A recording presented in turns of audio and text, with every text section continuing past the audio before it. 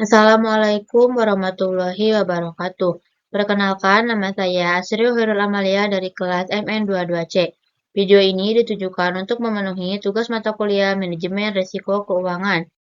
Adapun definisi dari manajemen risiko adalah suatu pendekatan terstruktur dalam mengelola ketidakpastian yang berkaitan dengan ancaman, suatu rangkaian aktivitas manusia termasuk risiko, pengembangan strategi untuk mengelolanya dan mitigasi risiko dengan menggunakan pemberdayaan atau pengelolaan sumber daya.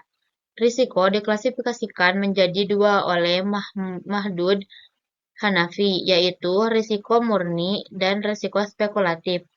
Risiko murni merupakan risiko di mana kemungkinan kerugian ada tetapi kemungkinan keuntungan tidak ada. Contoh kebakaran, kecelakaan, kebanjiran, dan lain-lain. Sedangkan risiko spekulatif merupakan risiko di mana kita mengharapkan terjadinya kerugian dan juga keuntungan. Contohnya membeli saham, usaha bisnis, dan lain-lain.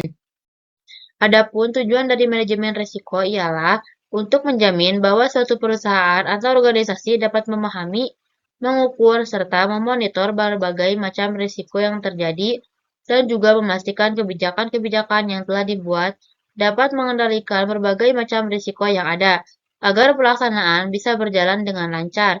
Maka perlu adanya dukungan dalam menyusun kebijakan dan pedoman manajemen risiko sesuai dengan kondisi perubahan.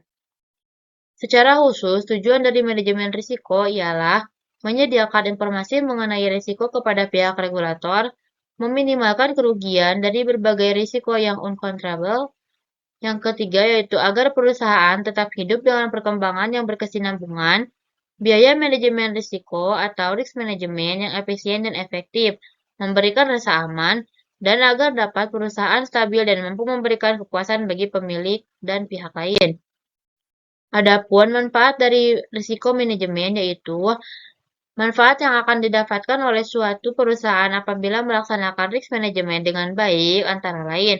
1. Menjamin pencapaian tujuan. Perusahaan yang memiliki manajemen risiko yang baik akan lebih mudah jalannya untuk mencapai tujuan dibandingkan dengan perusahaan yang tidak memiliki manajemen risiko yang baik. Yang kedua yaitu meminimalkan kemungkinan bangkrut. Perusahaan yang menerapkan manajemen risiko atau risk management dengan baik akan sanggup menangani berbagai kemungkinan yang merugikan yang akan terjadi pada perusahaannya.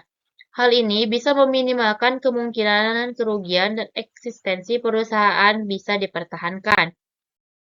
Yang ketiga yaitu meningkatkan keuntungan perusahaan manajemen risiko. Yang baik dan teratur tentu dapat meningkatkan keuntungan perusahaan.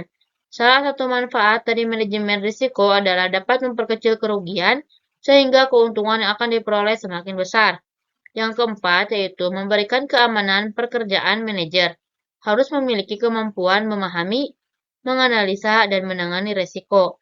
Manajer yang dapat menangani risiko dengan baik dapat membantu menyelamatkan perusahaan. Selanjutnya yaitu prinsip manajemen risiko. 1. Perumusan tujuan.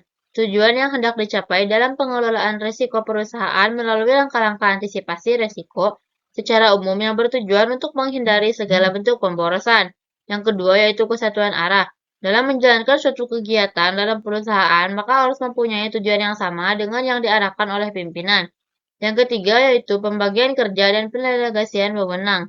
Pembagian kerja dan pendelegasian wewenang dalam sebuah perusahaan perlu dilakukan sehingga setiap unit mengetahui secara jelas wewenang dan tanggung jawab yang diembannya.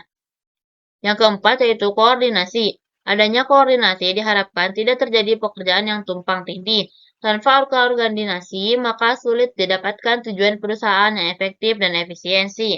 Yang kelima yaitu pengawasan. Pengawasan dapat berfungsi untuk mengukur seberapa jauh hasil yang telah dicapai sesuai dengan apa yang telah direncanakan. Adapun macam-macam risiko. Yang pertama yaitu risiko sifat usaha. Berbagai jenis usaha mengandung risiko yang berbeda satu dengan yang lain. Usaha-usaha yang sifatnya perintis yang sebelum-sebelumnya pernah dilakukan memiliki risiko tinggi. Yang kedua yaitu risiko geografis. Risiko geografis erat kaitannya dengan bencana alam yang sering terjadi pada lokasi usaha tertentu. Misalnya bencana banjir, kebakaran pada usaha perkebunan, dan lain-lain. Dan yang ketiga yaitu risiko politik. Risiko politik berpengaruh juga terhadap sebuah usaha, Kebijakan politik yang tidak jelas bisa menyebabkan kegagalan pada sebuah usaha. Yang keempat yaitu risiko ketidakpastian. Faktor ketidakpastian akan menimbulkan spekulasi dan spekulasi akan mengandung risiko tinggi. Karena segala sesuatunya tidak dapat direncanakan terlebih dahulu dengan baik. Yang selanjutnya yaitu ada risiko persaingan. Risiko persaingan bisa berwujud persaingan antara sesama perusahaan dengan industri sama untuk memenangkan persaingan. Tentunya dituntut manajemen pemasaran yang secara seksama telah memperhitungkan analisis kekuatan dan kelemahan secara menyeluruh. Selanjutnya yaitu langkah-langkah manajemen risiko. Yang pertama ada identifikasi risiko perusahaan. Identifikasi risiko bisa dilakukan dengan bantu penggunaan checklist. Dalam sebuah perusahaan diperlukan metode yang sistematis untuk mengeksplorasi semua segi dari semua perusahaan. Metode yang bisa digunakan adalah satu, kuesioner analisis risiko atau risk analysis questionnaire. Yang kedua, metode laporan keuangan. Yang ketiga yaitu metode peta aliran. Yang keempat, metode inspeksi langsung di tempat. Yang kelima, mengadakan interaksi dengan pihak luar. Yang keenam, catatan statistik dari kerugian masa lalu. Yang ketujuh, analisis lingkungan. B. Mengukur risiko. Metode untuk mengukur risiko antara lain. 1. Metode sensitivitas. Metode sensitivitas merupakan suatu cara pengukuran dampak pada eksposur dari akibat pergerakan variabel suatu risiko. Yang kedua ada metode volatilitas. Metode volatilitas merupakan metode yang menunjukkan besaran kemungkinan hasil di sekitar ekspektasi hasil. Yang ketiga yaitu risiko sisi bawah atau downside risk. Risiko dapat memberikan dampak positif maupun negatif. Mungkin hanya itu yang dapat saya sampaikan untuk materi kali ini. Mohon maaf apabila ada kesalahan dan banyak kekurangannya. Wassalamualaikum warahmatullahi wabarakatuh.